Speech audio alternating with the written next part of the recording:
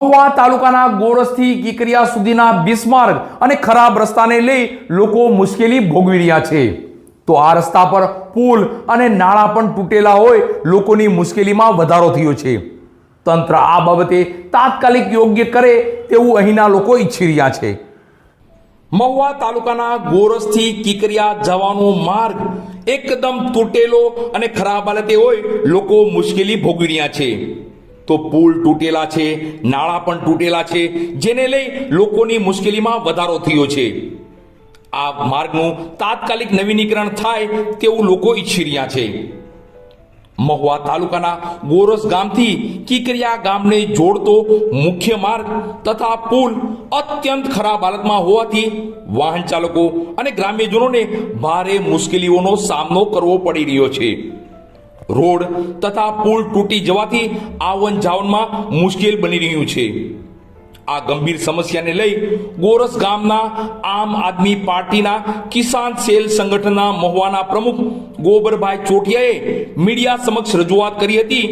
તેમણે જણાવ્યું કે ગ્રામ્યજનોને અનેકો વખત રજૂઆત કરેલી હોવા છતાં યોગ્ય કાર્યવાહી થતી જ નથી।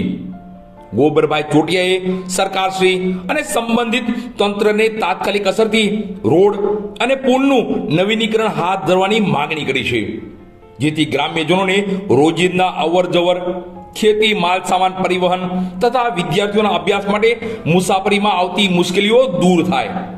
જવાની સડક ખેડૂતોને હાલત બહુ કઠળી છે, કઠણાઈ વાળી હાલત છે। આ લોકો ત્યાં કાંઈ ધ્યાન નથી દેતા, અહીંયા નથી ધ્યાન દેતા। એક તો આમાં લાઈનમાં બધે ખડા રાખીને બધું કરે છે, પણ આ લોકોને કેવી હાલાતી ખેડૂતોને ભોગવવી પડે છે એ કોઈને ખબર જ નથી પડતી। લોકોએ ખોબલે મત આપ્યા ભાજપને, પણ આમાં કાંઈ મને નથી લાગતું કે આ લોકોનો વિકાસ થાય। વિકાસના નામે ઝીરો છે। સડક યોજના, આ યોજના, તે યોજના, આમાં તો કાંઈ અમને લાગતું નથી। આ લોકોને 2-3 ડમ્પર નાખીને કાચ ચોખાઈને રસ્તો તો સારો કરો મારા વાલા। આ કંઈક લોકોની તો ભલાઈ કરો। લોકશાહી છે આ, તાનાશાહી। અમને તો અત્યારે એવું લાગે આમ આદમી પાર્ટીવાળાના કે તાનાશાહી છે। તાનાશાહી સિવાય કાંઈ છે જ નહીં। હવે લોકો સમજી જશે। હવે લોકો વિસાવદર વાળી કરવાના। જય હિન્દ, જય ભારત।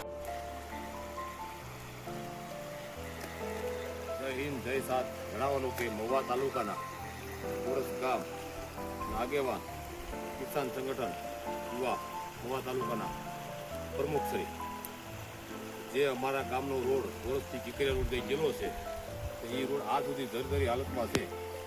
એ પાણીને વૃષ્ટિના હિસાબે આ સુધી કોઈ તંત્રએ ધ્યાન દીધું નથી, કોઈ ધ્યાન દોર્યું નથી। જય હિન્દ, જય ભારત।